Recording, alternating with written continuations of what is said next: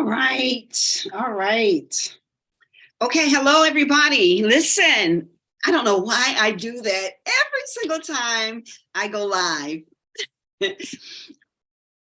Every single time I go live, I feel like I have to sit up and be erect here. But hello, I'm happy to be here and happy you are here as well. Let me do this. It's always something here. Okay, I need you to, okay, there we go, there we go, there we go. Hello. Let's see, where am I? Okay, there we go.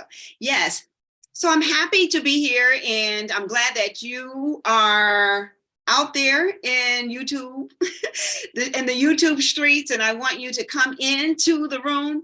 You guys, we're going to be talking about what to do when you feel like you lost yourself, okay? So I want you to come on in. If you are hanging out on YouTube and you so happen to see this video, come on in, come on in, come on in. I would love for you to join me in this conversation as I talk about like what happens when you lose yourself. What happens when you lose yourself? Let me see. I'm trying to get this. I'm trying to do this. Let me see. Let me go home. I'm on my other computer trying to make sure that I am. Sometimes I miss people. Let's see. Who's live? Let me see. Okay. I don't know what I'm doing. All right. Anyway, so I want to talk to anyone that's out there. I can't tell who's joining the live. I've got to figure out a more efficient way of being able to see who's joining me. I've got two computers, but for some reason, I cannot get to, let me see, let me key in present with purpose.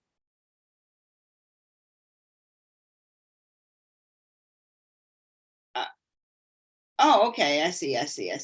Oh, okay. There we go. All right, cool beans. We're cooking with grease. Okay, so again, I am glad that you're here, and please forgive me for all of the technical difficulties. And one day, real soon, I'm going to have this thing down pat. But today, I want to talk to you about what happens when you've lost your sense of self. You know, when you lose yourself. And I don't know who out there may be experiencing this. You know, maybe you have been working a job for a long period of time and the job has lost its meaning to you and you just feel like you're lost out there. You're just doing the work and it's just becoming just routine. Maybe you are in your marriage or relationships and you're feeling like, man, my life has become the life of that other person. Perhaps you own a business and you have been pouring so much into your business that somehow you're losing touch of who you really are. And guess what? I'm your girl. I'm your girl because I have been in all three of those spaces, right? And so part of what has helped me to really tap back into who I really am is acknowledging that I'm not myself. You ever feel like that way? You ever feel like, man, I just don't feel like myself. Man, I don't feel like I'm seen. I don't feel like I'm heard. I don't feel like that I matter. You ever feel that way? I'm sorry if you do, but it's okay to say, yeah, I've been in that space or I'm in that space now. And again, you're not alone. You're not alone if you're feeling that way because there's so much noise in the world. There's noise in our families. There's noise on social media. There's so much noise that our own voice gets distorted in all of the noise. And sometimes we can lose our voice or we can lose our sense of self. So today I want to talk to you about what you can do to regain your sense of self. And part of that is acknowledging like where you are, like where are you? And knowing that where you are does not have to be where you will remain. You don't have to stay stuck in this place. And sometimes when you lose your sense of self, it's because there's so much overshadowing you and you're just trying to gasp for air. gasp for air, gasp for your own sense of freedom, gasp for your own sense of identity, gasp for your own sense of your presence and your power and your sense of being and where you fit in this vast universe. And if you are feeling any of that, guess what? I'm your girl and I'm here to support you. I also know that many people do not take, they don't know exactly who they are, and I have been talking to a lot of women, and so many women, they know what they do, but if you ask them who they are, guess what? They like, well, I don't know. I'm trying to figure that out. Are you in that space? Are you in that space of just trying to figure out who you are? Yeah, yeah. I lost myself in one of my jobs because I was so determined to do a good job on that job and be responsible, be accountable, and follow through with my commitments and deliverables. I lost myself because I wasn't leaning into my purpose. I wasn't activating all of my strengths. I wasn't in my sweet spot. And the crazy thing is, I kept saying, I just need to get to my sweet spot, but I could not make it happen on my job. And one day, way before I resigned, I started having a conversation about, Stephanie, where are you? Like, what is it about you that makes you want to keep going? What is it about who you are that gives you excitement? What is it that people see in you that makes you want to be your best self? I had to really have a hard conversation with myself about myself.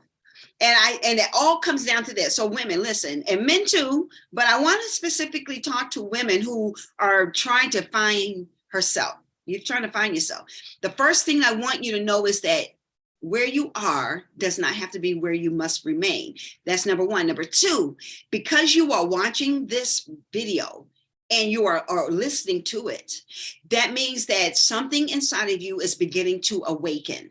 And I invite you to embrace this sense of awakening. You may not be exactly where you want to be, but at least you are paying attention. So go on and give yourself credit for paying attention.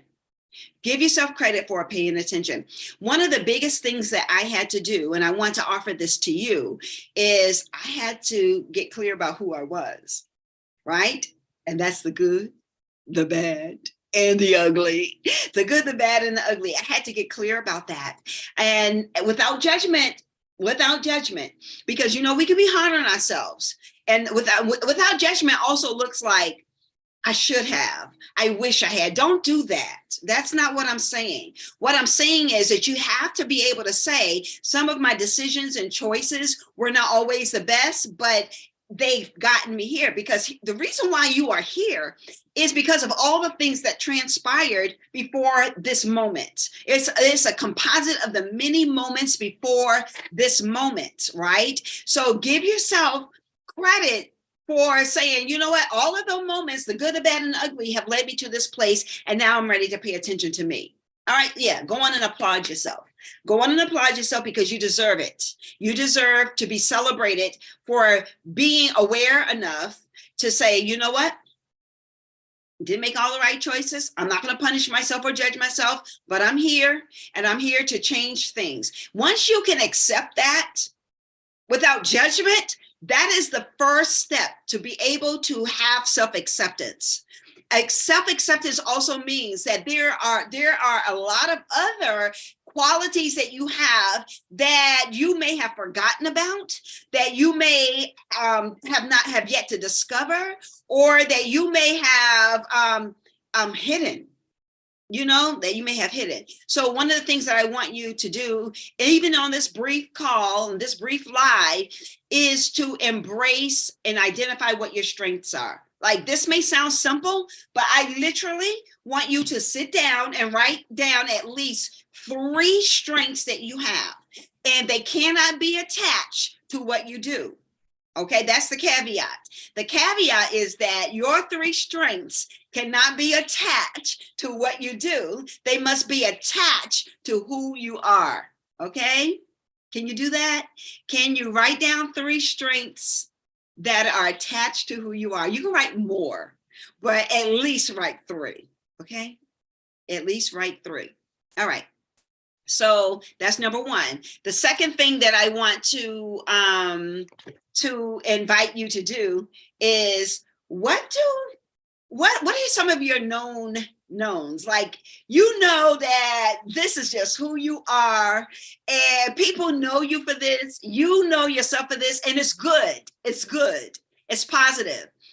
And even if it's not positive, you know, we'll have to release some of those things that are not positive, and so that you can embrace more positivity and release more negativity. You got to release the negativity so you can invite the positivity. But what are things that people absolutely know about you? I'll give you an example. People know that I am inspiring. And I know that I'm inspiring. I can inspire anyone. When I say inspire, that means I know how to say what needs to be said so that you can have hope and life, and understand that there are possibilities right in front of you.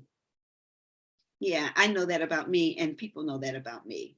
So, and let me tell you, that's not always easy to say. So I want you to just write down, like, what do people know about you that you know about you, so that you can celebrate that.